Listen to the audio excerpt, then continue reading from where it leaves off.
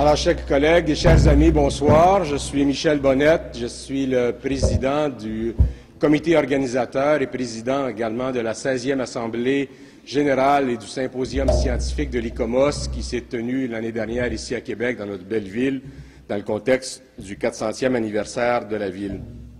Je suis très honoré, très fier qu'on ait choisi cet événement ce soir, ce colloque sur les villes, pour procéder au lancement d'un ouvrage qui est issu de ce symposium scientifique, d'autant plus que je suis personnellement, et certains d'entre vous ont pu s'en rendre compte hier, préoccupé par les villes historiques. Alors, comme le sujet du colloque est les villes historiques, justement, ben, ça tombe bien en ce qui me concerne. Le thème de notre assemblée, notre symposium scientifique, était « Où se cache l'esprit du lieu ». Nous avons pensé qu'après de nombreuses années de réflexion à l'ICOMOS sur la question du patrimoine immatériel, il était devenu important de faire le pont entre le matériel et l'immatériel et de traiter donc de cette question avec nos collègues internationaux. Nous avons été très honorés de recevoir à Québec 850 participants qui sont venus débattre de cette question avec beaucoup de profondeur, je dois le dire, et avec un grand nombre de points de vue fort intéressants.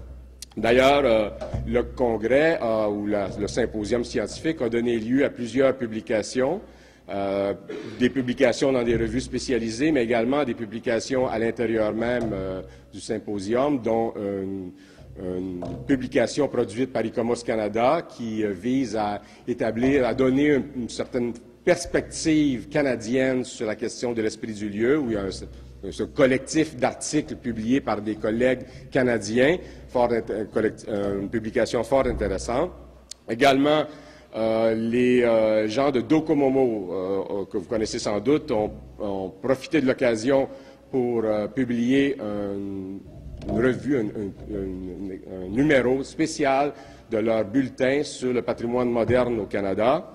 Et également, nous avons publié 250 textes qui nous ont été produits, qui nous ont été acheminés en amont du congrès. Donc, chaque congressiste a eu le droit à un CD-ROM sur lequel apparaissent le texte complet de ces 250 présentations. Et j'ai le plaisir de vous annoncer que ces 250 textes sont maintenant disponibles sur le site web de l'ICOMOS depuis hier. Donc, l'ICOMOS, si vous allez sur le site web www.icomos.org, je pense que c'est le premier item en haut, les 250 textes, et il y a un outil de recherche, donc c'est formidable que maintenant ces 250 textes soient disponibles. Il y a d'autres publications qui s'en viennent. Une qui est en préparation sur une perspective autochtone sur l'esprit du lieu. On ne pouvait pas faire un congrès, bien entendu, à Québec, au Canada, sans impliquer les Premières Nations. Alors, nous avons eu des sessions spéciales, nous avons eu des participants autochtones du Canada, du Québec et de peu partout à travers le monde, l'Australie, la Nouvelle-Zélande.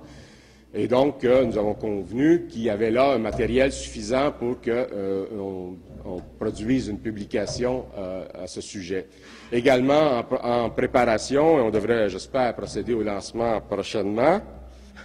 Je regarde l'éditrice, Célia, sur le Forum des jeunes, parce que dans le cadre de notre activité, nous avons tenu à impliquer les jeunes. Nous pensons qu'il faut inviter la relève à prendre possession, non seulement s'intéresser au patrimoine, mais aussi prendre possession des organisations qui s'en intéressent, dont l'ICOMOS. Et j'ai le plaisir de dire qu'ils ont fait un travail magnifique. Et si vous allez sur YouTube et que vous tapez ICOMOS, vous allez voir un produit formidable qui a été réalisé dans le cadre de ce forum par les jeunes qui étaient ici même, à Québec, chez les Ursulines, pendant 3 jours, une semaine en fait, un projet de multimédia 3D sur les Ursulines, l'esprit du lieu chez les Ursulines. Et je vous invite à aller le voir parce que c'est franchement un projet très bien mené.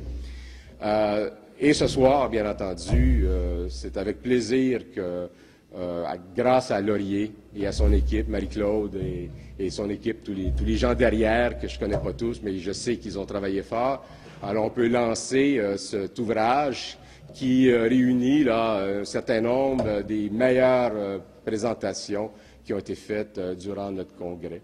Je veux remercier Laurier, je veux remercier tout le monde. Je veux remercier aussi les membres du comité organisateur. Il y en a plusieurs qui sont ici, de leur soutien. C'était une activité qui a demandé beaucoup d'énergie, 2 ans, 3 ans d'efforts bénévoles. Et je pense que ça a été, en tout cas, les conclusions qu'on en tire, les commentaires qu'on en a reçus nous montrent qu'on a réussi un bel événement. Et d'ailleurs, je remarque que les discussions qui se tiennent en ce moment sur le patrimoine, c'est assez rare qu'il n'y a pas une allusion à la question de l'esprit du lieu. Ça veut dire que je pense que d'une certaine manière, on a marqué la pratique professionnelle dans ce domaine. Je voudrais donc inviter Laurier à venir vous présenter, je dirais, notre publication, mais aussi sa publication, parce que c'était le directeur scientifique du colloque qui a accompli un travail, un boulot formidable, et nous en sommes très reconnaissants. Laurier, à toi.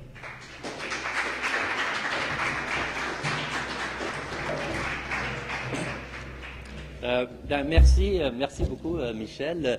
Je suis vraiment très heureux de pouvoir lancer ce livre à Québec, pratiquement sur le site même du colloque, puisque nous étions pas loin d'ici, on a même fait des réceptions ici pendant le colloque, et puis surtout en profiter pour remercier tous les gens qui ont travaillé très très fort.